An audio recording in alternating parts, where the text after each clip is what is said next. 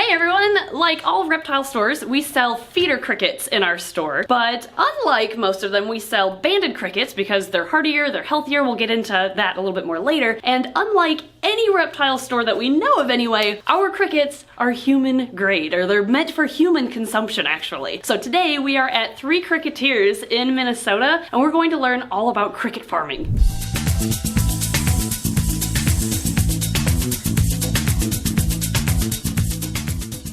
I'm here with Claire and Chad, owners of 3 Cricketeers, and this is where we get our crickets from for our store, and we're very excited to be here. But first I've got to ask, what got you into cricket farming? It all started with a cricket cookie. Our son came home with one on Earth Day, and the light bulb went on. I was like, oh my gosh, we got to get into this. So we started growing them in our basement, actually, at home. Yes. All from a cookie? All from a cookie. And then it turned into kind of a blending of our passions, his for sustainability and mine for health and nutrition. Awesome. And now you have a full-blown cricket farm that we're going to explore in just a couple minutes. My next question is, before we go in there, is why banded crickets? They're hardier. We love them. Yeah. Okay, yeah, we've found even with reptiles they're hardier than the common or the brown, or is it house cricket? There's the Akita domestica is the most other common cricket, yeah. Okay, yeah, they're hardier, and also they're healthier too for reptiles. Like, I know that's not your original intention, is like for reptiles because you breed them for human consumption, but in the reptile world they are healthier because they have a less chitinous exoskeleton, and they also have I think a lighter chirp in my opinion than the very common cricket. So they're amazing for the reptile world too. Yeah. Don't forget they taste great too. And they do.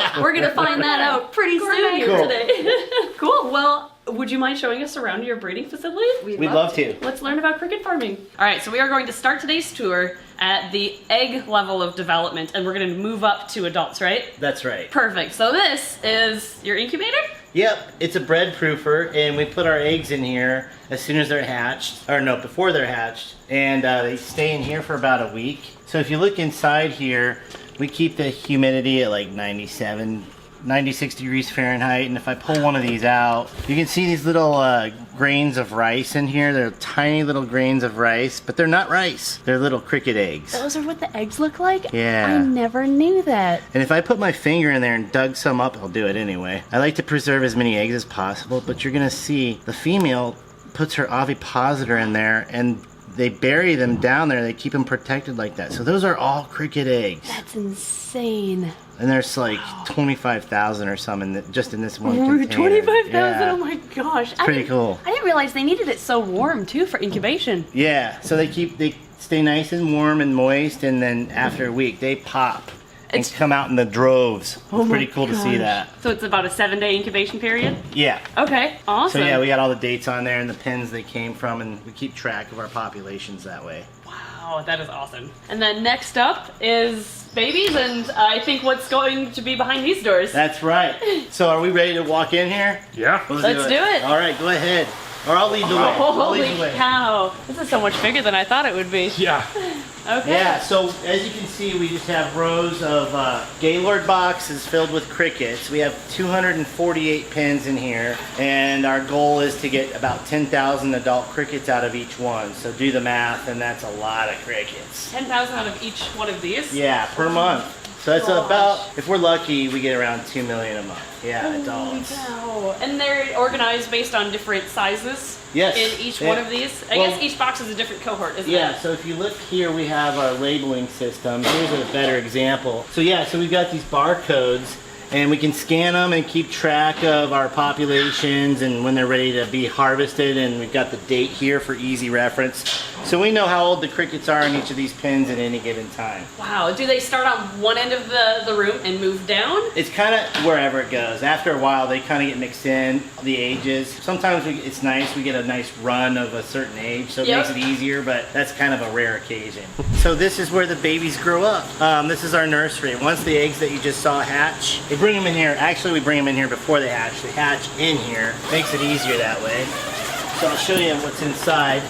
We've got a stack of these crates. Yay, they just hatched. Oh my gosh, look at all of those crickets. Wow. There's so, you weren't kidding, there are so many in there. They're so tiny too. So we got so these on top here are white. That means they just hatched. They don't have really much of an exoskeleton yet. These darker ones, they've had a little bit of time to get, their exoskeleton, and That's kind of the idea. We keep them in here where we can have better control over the environment and what they eat and everything, how much water they have and the humidity. That way they get extra good care and make it through that first week of vulnerable, stage. Okay, next we have 10-day-old crickets to look at, which actually look like crickets, not like teeny little dots running around. Right. So right now, these are maybe a little bit older than 10 days, but they're kind of in that transition between pinhead and adolescent. These are almost 1/4 of an inch actually, but they're perfect for like smaller lizards, smaller snakes. So and is this their food on top? This is their food on top. So what we do is, it's really like a powder. We grind down organic chicken feed and we put that in there. We also supplement that with spent grains we get from local breweries. They have a lot of protein and it's great for the crickets. They love it. And it's a regenerative form of farming, so. All right, the next stage we're gonna look at is which one? Adolescence. All right. So these guys are they're getting close to about 1/2 inch, and like any adolescent, you'd expect them to grow a lot and really fast. And they do. They fly through the feed, they fly through the water, and they grow fast. So about how long would it take to get from the 10-day-old to this size? It only takes about another week. Oh, and you gotta catch them fast because they don't stay in this stage very long, but yet they're a really popular size to have too, so. So why are they always congregating underneath their food dish here? That's a good question. It's because they're agoraphobic. And if you don't know what that word means, it's like you're afraid to go out in the open. You just want to hide all the time. So I think Ed's kind of agoraphobic sometimes. Oh, He never wants to leave the house. I choose to do that though. That's true, that's true. So with raising so many crickets, I'm sure you have some waste products in the end. First off, are they a lot of maintenance? they are kind of a lot of maintenance, but it's fun, so it doesn't even seem like it. That's awesome. Like, that you consider it fun too? Yeah. That you are in the perfect job field then. I love it. That's awesome. Okay, as far as waste products go, what do you do with cricket waste? This is cricket frass. This Nice. is cricket manure. We call it frass. And it's just like, kind of like sand. And it doesn't smell. You want some?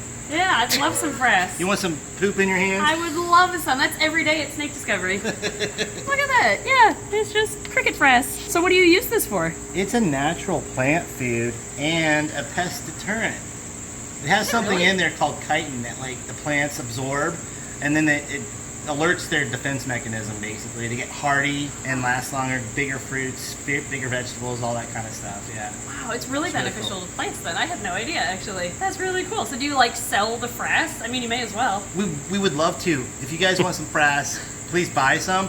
It's kind of an emerging market in an emerging market, if you can imagine that. So. I suppose, yeah.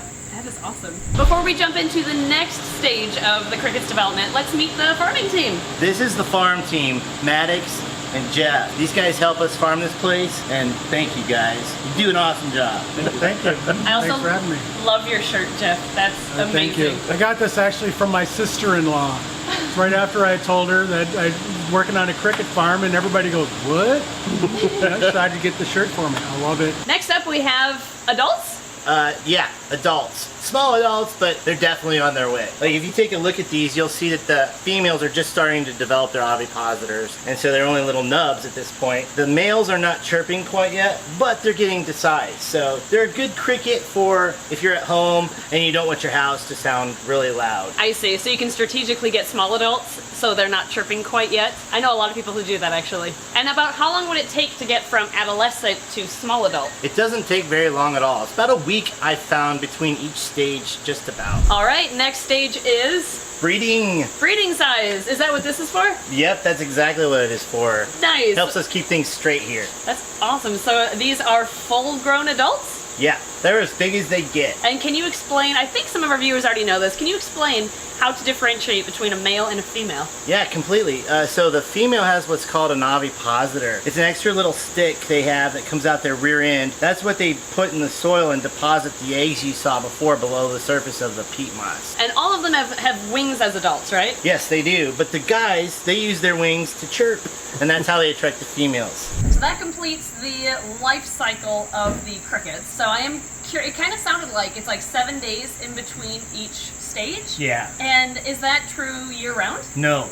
Really? It is if you've got what we have here, a pretty expensive HVAC system to keep the temperature consistent throughout the year. But in the winter, if it gets colder in here, it definitely slows down their growth tremendously. It's obvious. Yeah. Interesting. So you have to keep it. I did notice it's warm in here. Yeah. So is there a certain temperature that works the best for their development? Yes, definitely. They like it between, I would say, 85 degrees Fahrenheit and somewhere in the low 90s. Okay. So we try to keep the temperature here about 90. Okay, gotta get hot working in here. It does, yes. But in the winter, oh my gosh, here in Minnesota, it's such a relief. I can't imagine the electrical or the gas bill to get this up to 90 degrees in the winter, though. It's not pretty. It's not pretty. Well, I know one thing for sure. I've never been surrounded by this many crickets before. There's like literally... Can you imagine how loud it would be if these were brown crickets? Oh my gosh, yeah, this is a nice, calming chirp of the millions of crickets around us. Like, look, there's crickets here. Every one of these boxes There's has crickets over here.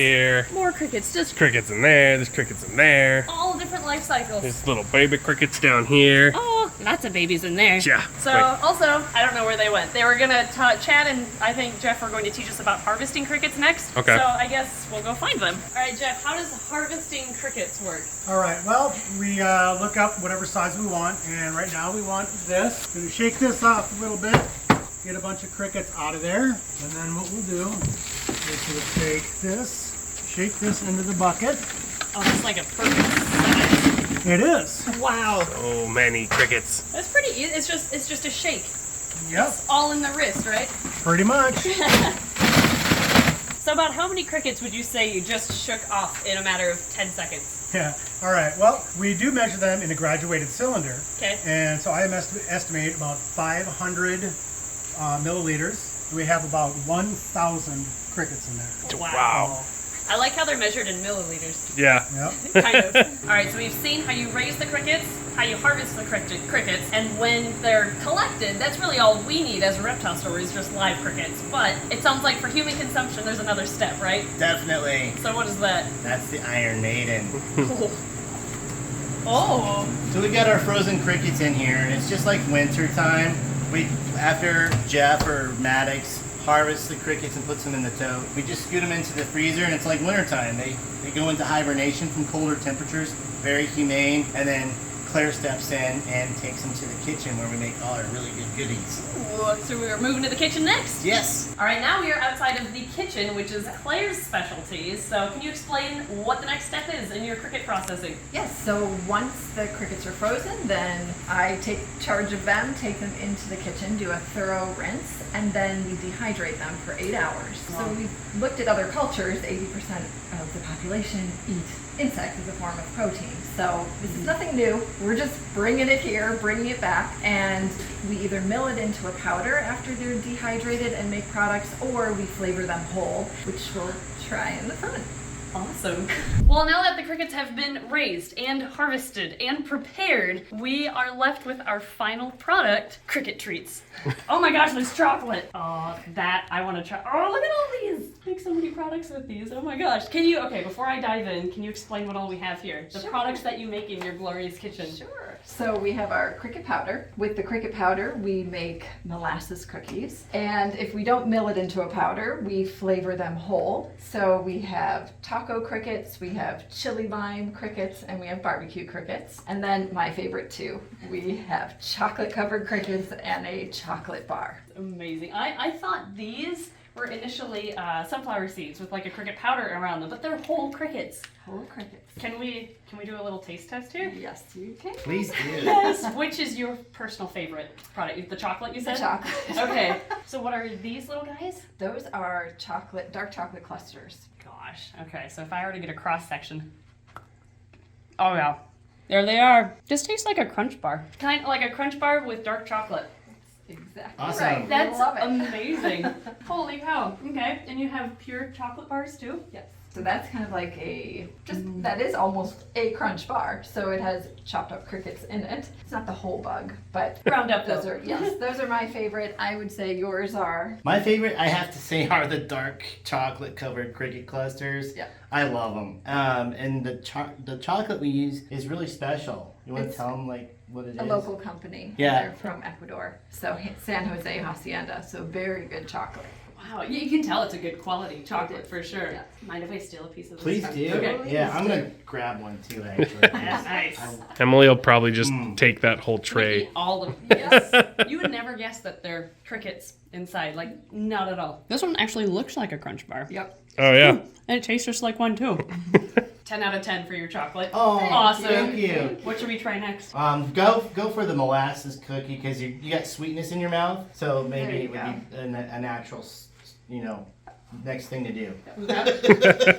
And what do you do with the dough? And you sell the cookies as is or sell it as dough? We sell the cookies already made, and we have they're about 7 grams of protein a cookie. Holy cow. So it really is like a little protein bar. This is a really good cookie. Yeah. Again, you would not guess.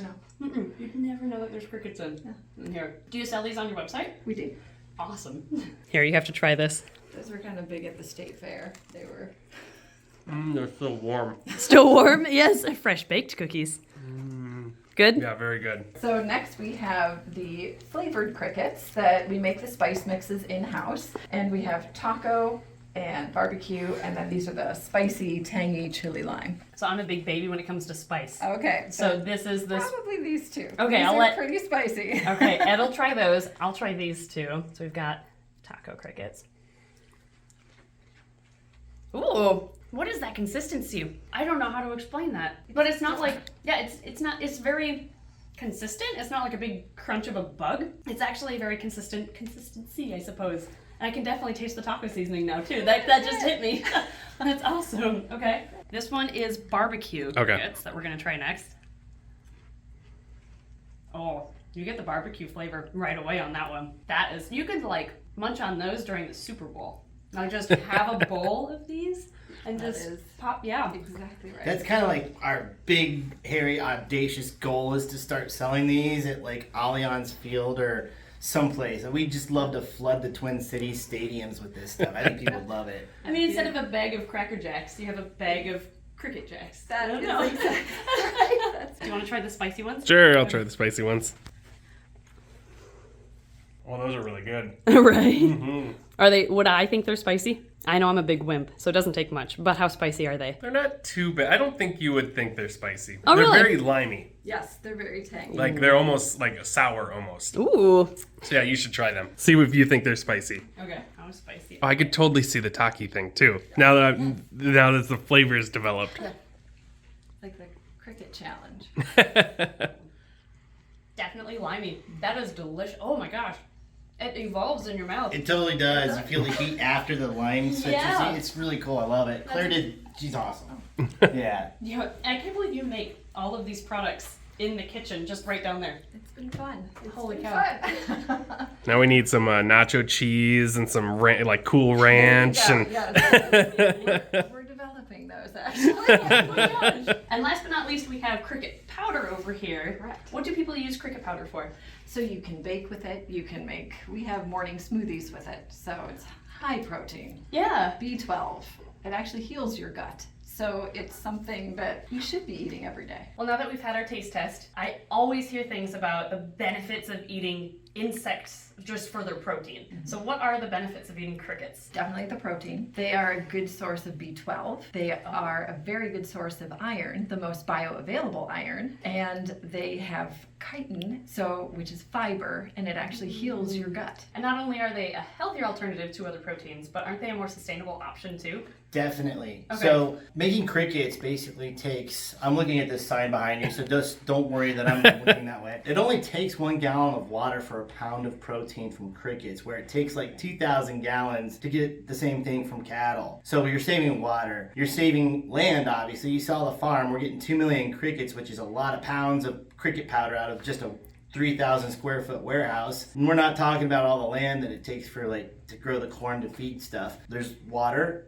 land, and air. Crickets emit virtually no methane at all. No greenhouse gases, so it's pretty cool. Space, land, water, air, sustainable. There's so many great things about this. I mean, they're sustainable, they're healthy for you. This is a small business, a local business to Minnesota. So where can people go to buy your products? We are at local co-ops. We're at Snake Discovery. That's true. Yeah, I didn't mean to give us a shout out, but yes, we do carry all these products at Snake Discovery as of the time this video comes out. Yes. And different state parks, and we're at different zoos and museums. Awesome. And your website is 3cricketeers.com. That's the number 3.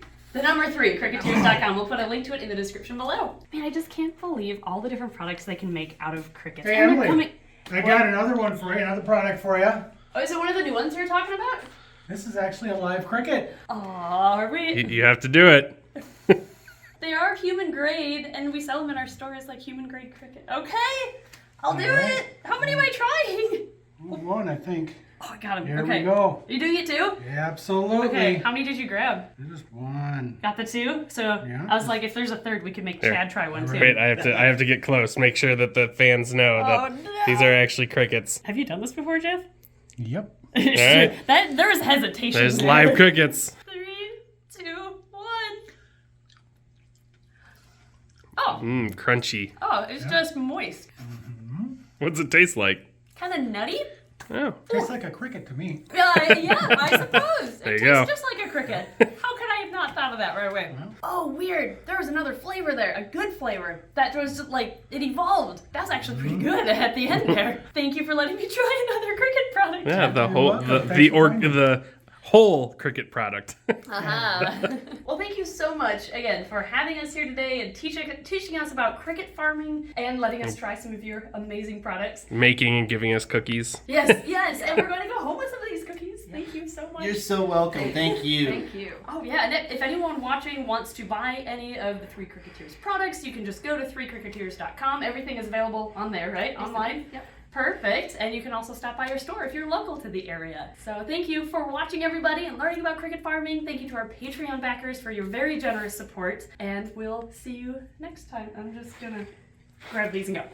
All right, I guess Emily's taking off with those. And these.